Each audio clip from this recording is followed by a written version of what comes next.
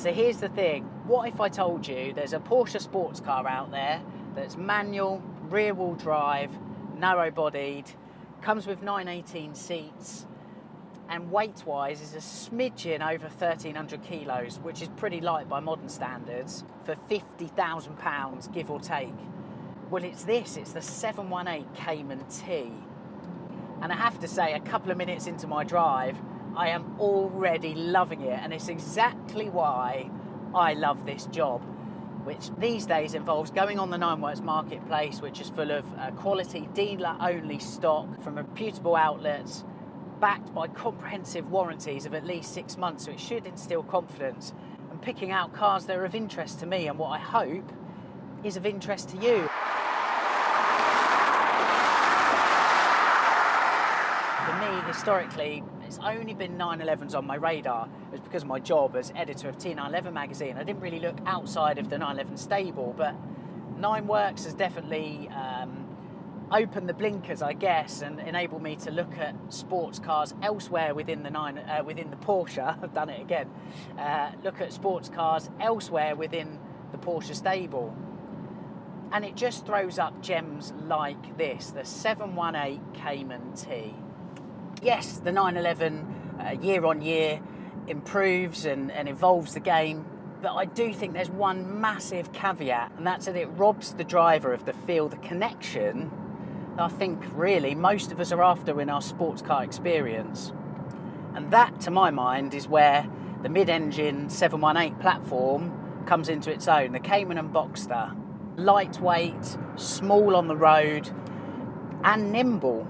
And I think plenty of people agree with me, particularly industry colleagues, because for the last 3 years, the What Car Sports Car of the Year has been a Porsche, but it's not been a 911.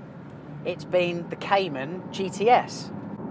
So the mid-engine platform, I think, is massively relevant, and I think is only going to be more so going forward. So it's of high interest to me. The other side of the coin is, and again, I don't know, maybe I'm just getting old, but I prefer my sports cars stripped back, pared back, that sort of experience, rather than chucking loads of gimmicks and pieces of technology at a car to further its appeal. I think the magic of a sports car is in taking things away. And the T concept, therefore, which obviously started with a 911 Carrera T in 911 form, a brilliant 911, by the way, but certainly within like a Cayman Boxster platform, I think it's definitely a good idea. So here we are, we're in a 718 Cayman T, which ticks all of those boxes for me, loaned for the day by the guys at Harbour Cars, so thanks Chris and Rob for that. And yet no one's really talking about these cars, so what we're going to find out today is the 718 Cayman T Porsche's best kept sports car secret? Right, so back at base at Harbour Cars, and I've got the Cayman T next to a 997 Gen 2 Carrera S. And the reason I wanted to do this is when you pop these cars nose to nose and study their dimensions, the similarities they share is uncanny. Start with the width, because that's where it's most similar. 1,808 millimeters across the rump of the 997, the Cayman T 1,801 mil. There is 7 millimeters difference. On tight, twisty, and let's face it, bumpy UK roads, that's a key detail. With the 997 or Cayman, you can place the car more easily on the road to dart through a corner, or more likely, dodge a pothole. In length, the T is 8 centimeters shorter than the modern classic 911, though it does have a longer wheelbase owing to its mid-engine setup.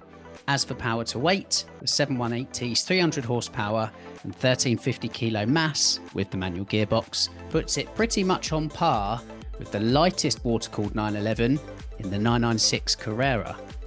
So really, and hopefully this is what's becoming clear, we're drawing pretty clear conclusions that the Cayman T really is inheriting what we love about the old money 911. Important point I want to make before we head back out in the car again, that as we know, it's beyond question, the 911 game did move on quite rapidly from the 997.2 in terms of its technical prowess. I'm not disputing that, but for some people it's not about lap times, it's not about 0 to 60 figures, it's just about raw feel and emotion.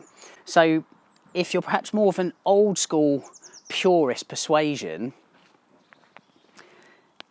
A 982, or 718 as to give it its proper title, a 718 Cayman, that seems to be kind of ticking all the boxes now. So that's in terms of the spec sheet at least. So let's head back out on the road now and see if that good news on the spec sheet correlates into good news in reality.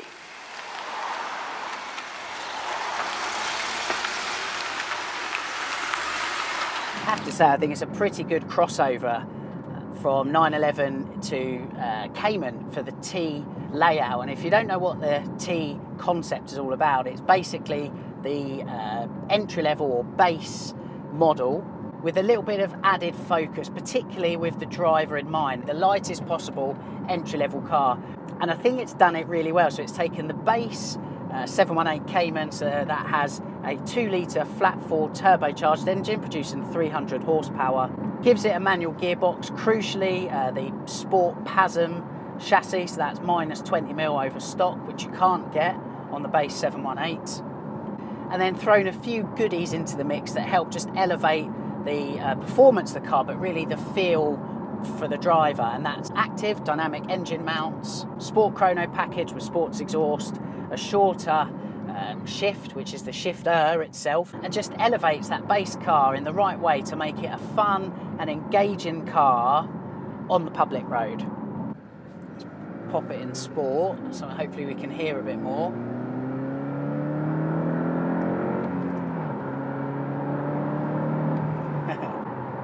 Loving that gear shift. I'm loving it. Just that shorter throw just aids, a bit like the Carrera T, just aids the feeling of precision, really. I mentioned this is a flat-4 turbocharged engine. It's the base engine, obviously, because that's what the T concept is all about. Feels more than enough on the road. I think Porsche has done really well to finesse the turbocharging of its flat engines to behave not exactly like a naturally aspirated car, that's impossible, but certainly to have some of those characteristics, some of those traits instilled in it. And one of them is the ability for this car to rev out, exemplified here because the car revs out to past 7,000 RPM. Okay. Yeah, we're going. So a teeny bit of lag, then a good shunt. The great thing about this car is it feels light. It's everything you want in a sports car. Sharp turning, great turn of pace. It does feel light and agile. And this is in the base package. That's the brilliance of it. You're not going slow, but crucially, you're not going too fast. Chassis-wise, I mean, these cars are just so well balanced, aren't they? Can't help but fall in love with it.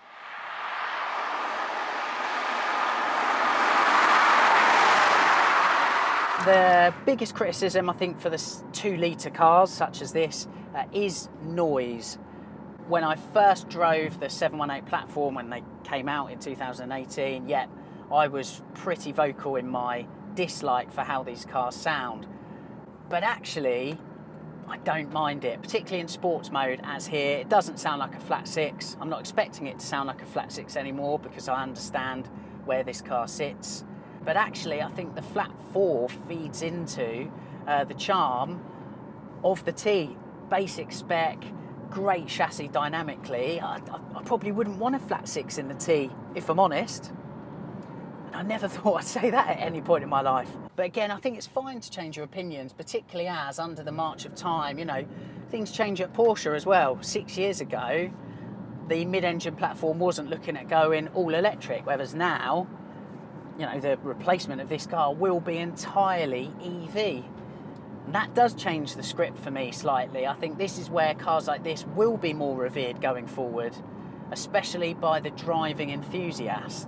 Because all right, it doesn't sound like a flat 6, but it sounds a darn sight better than the EV replacement that's coming in a couple of years, I can tell you that.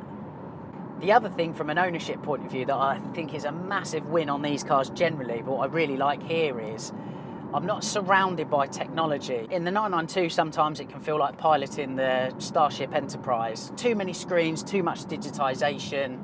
Here, however, you've got the simple PCM screen, which is, you know, what a relief, what a welcome presence that is. The PCM, by the way, is an optional extra. It's free. but it does on the T come without usually. So, but look, just that simple screen, simple layout, this is just perfection through simplicity. Yeah, I just don't mind the sound of these at all, you know. I've definitely changed my mind as to what I previously thought. There's so much to like about this car. Again, sharp, agile, nimble, lightweight, narrow. It's everything we love about a sports car. It's everything we loved about those classic 911s, up to and including the 997. The 991s and the 992s, they are great cars. I've bashed them a little bit in this video. They are great cars to remind. I just think they come with a caveat. And it's up to you if you think that is too much of a caveat or not. If you do think that's the case, well look, the answer can be found elsewhere in the Porsche stable. And that really is the brilliance of the brand these days, is there is a sports car there for everybody. The great thing is, in this day and age, 2024, 6 years after launch of this car, you know, used equivalents like this with super low mileage are pretty much the same, give or take within 10% of what you paid for this car brand new. I usually say at this point it's a hell of a lot of car for the money.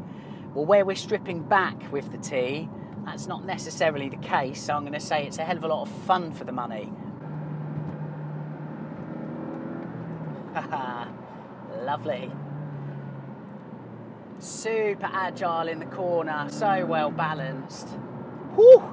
Thoughts overall, I mean, the steering on this thing is awesome. One of the very best things about it, alongside the gearbox, it's a wonderful, wonderful throw. It's got a really nice weight to it. I love the pedal positioning at my feet as well. It's super easy for heel and toe. The seating position, again, you know, modern Porsche sports cars have really perfected this. You are on the floor. There's a bit of lag low down the rev range from the turbocharger, but again, you can work around it. It's definitely a car that's worth wringing its neck out and really pushing it. So much fun to be had, and you're not really getting in any sort of trouble with the law. I love it far more than I thought I would, and I'm probably enjoying the drive more than I would be in a big and bloaty 992. That's the reality, that's my opinion. It might be unpopular, but those are the facts, I'm afraid. Right, what a revelation it's been. There's so much to like about this car. The weight and feel of the steering is exceptional. Its turn of pace, it's light, it's everything you want from a sports car. The manual shift, by the way, is incredible, and I've just looked up, in the UK, there are exactly 50 Cayman T manuals.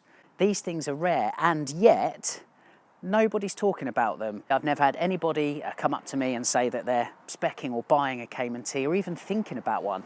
These cars fly so far under the radar, and it's for that reason I think the 718 Cayman T is Porsche's best kept sports car secret. The big thing for me centres around the engine. The 2 litre flat 4, it gets a lot of stick. I've given it stick previously.